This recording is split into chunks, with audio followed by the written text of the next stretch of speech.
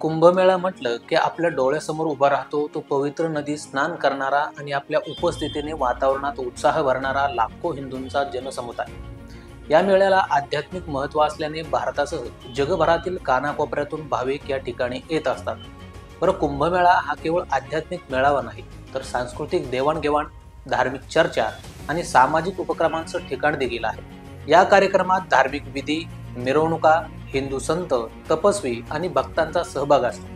आतापर्यंत 50 कोटीहून अधिक लोकांनी प्रयागराज त्रिवेणीत पवित्र कुंभस्नान केलं आहे. आजही लाखो भाविक दररोज कुंभस्नान करत आहेत.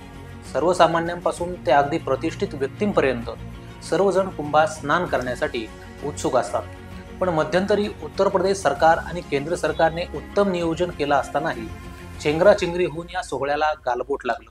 ती घटना शांत होतीये असं वाटत असतानाच आता पुन्हा एकदा शनिवारी दिल्लीतील रेल्वे स्थानकावर मोठी चेंगराचेंगरी झाली.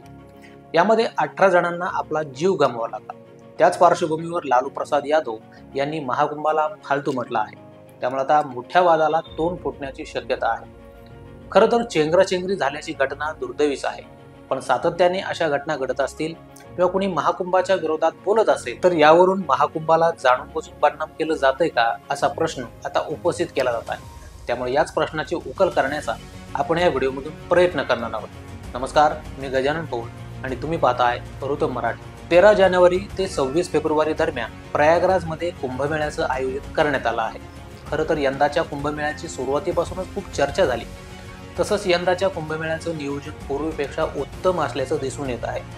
केंद्र सरकारच्या पाठिंब्याने उत्तर प्रदेश सरकारने स्वच्छता, पायाभूत सुविधा, नदीची स्वच्छता यामध्ये कसलीही कसर सोडली नाही. तसंच कार्यक्रमाचं व्यवस्थापन करण्यासाठी पहिल्यांदाच AI तंत्रज्ञानाचा वापर करण्यात आला.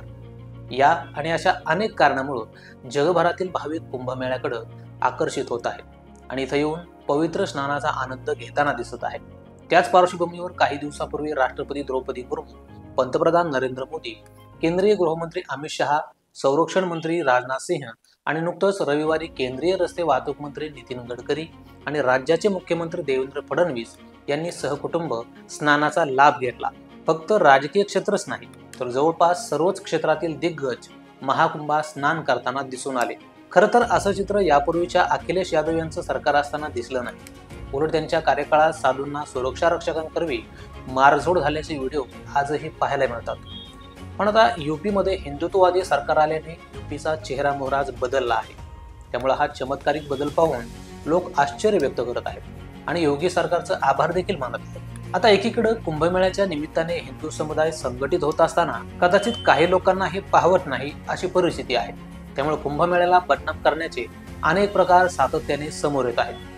लांब कशाला, आता शनिवारी दिल्लीत घडलेल्या चेंगराचेंगरीचं उदाहरण देऊ.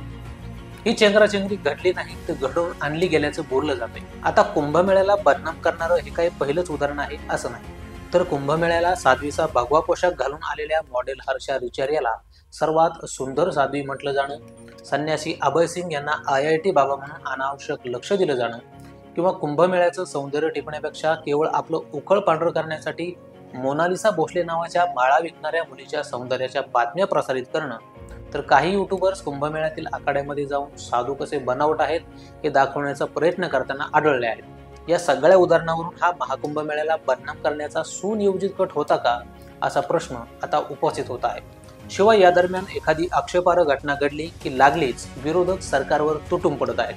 खरं तर अशा गंभीर परिस्थितीत विरोधकांनी सरकारला अशा घटना थांबवण्यासाठी काही कल्पना सुचवणं अपेक्षित असतं.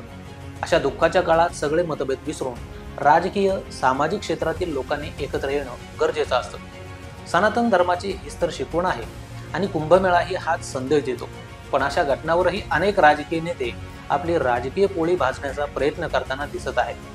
त्याच पार्श्वभूमीवर लालू प्रसाद यादव यांच्या कुंभमेळ्यावरील विधानावर JDUने त्यांना राजकारण करू नका असा सल्ला दिला आहे. JDUचे राष्ट्रीय प्रवक्ते राजीव रंजन म्हणाले आहेत की राजकारण करण्याऐवजी आपण जखमींना आणि मृतांच्या कुटुंबियांना कशी मदत करू शकतो याबद्दल बोललं पाहिजे.